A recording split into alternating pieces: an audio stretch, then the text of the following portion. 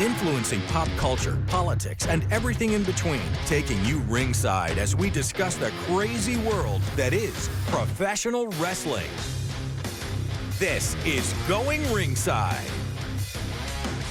Hello there. Thank you for joining us on Going Ringside. It's a good one. I'm your host, Scott Johnson, and so glad you could join us because we have to talk about the new big Netflix series, WWE Unreal, and one of WWE's biggest stars, Lyra Valkyria, is joining us here in just a moment.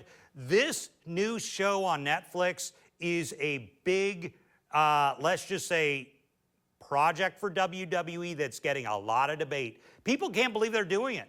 WWE is pulling back the curtain on what goes behind the scenes, what goes on to make WWE the magical spectacle that it is, a global phenomenon. And so we want to talk about it. Netflix reached out and said, hey, would you like to talk to Lyra Valkyria, one of the top stars in WWE? I'm like, of course we would. We want to know all about this tremendous show that Netflix has going on. I've heard from people like, what is this? I've heard from people, I can't wait to watch. I've always wanted to know what it's like behind the scenes. And a little later on in the show, a big wrestling mark, she'll tell you with the Shoots and Ladders podcast, Desiree Joseph will join us to talk a little about Lyra Valkyria and, of course, the big show coming up on Netflix. So let's kick off the show right now. Here is WWE Superstar.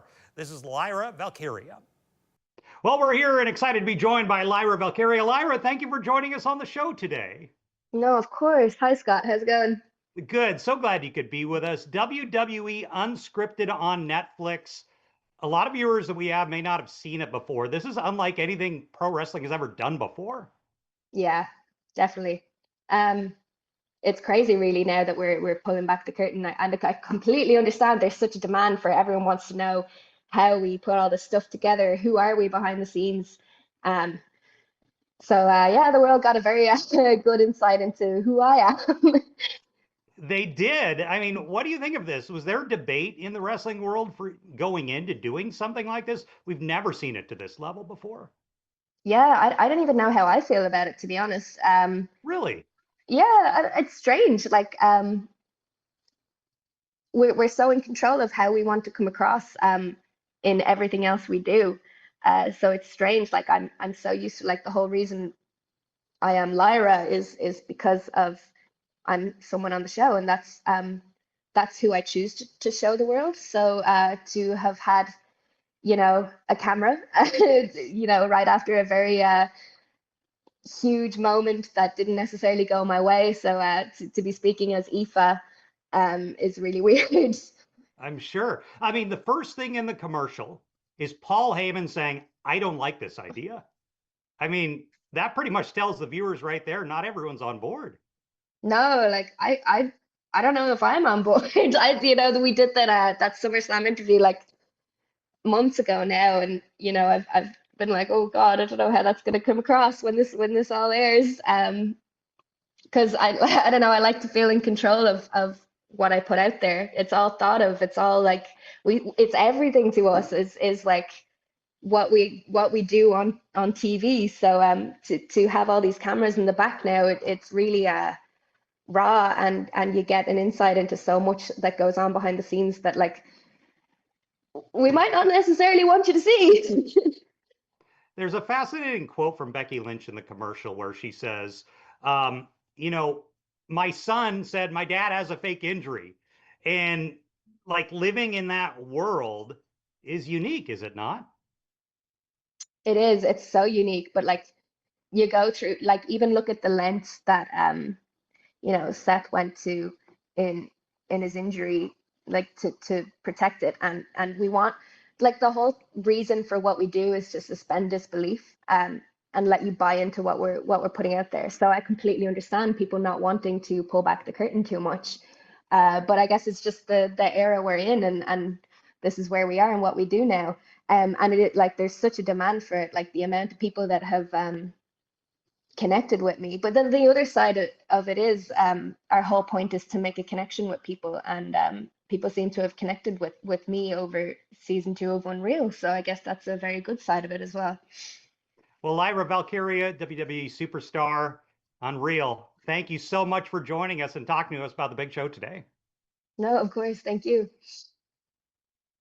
Well, to talk about Lyra Valkyria and, of course, WWE Unreal on Netflix, we want to bring in friend of the show, Desiree Joseph with the Shoots and Ladders podcast. Desiree, thank you for joining us. Let's start with Lyra. Yeah. She's been on the roster about 2 years almost since coming up the main roster from NXT.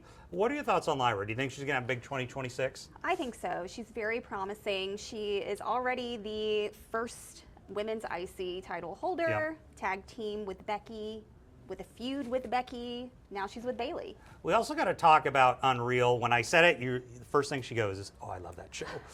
You do. You're a fan of Unreal. Yeah, and it comes out very soon, and I'm anticipating it. I need your opinion. So, Unreal, when it was brought up, was debated heavily.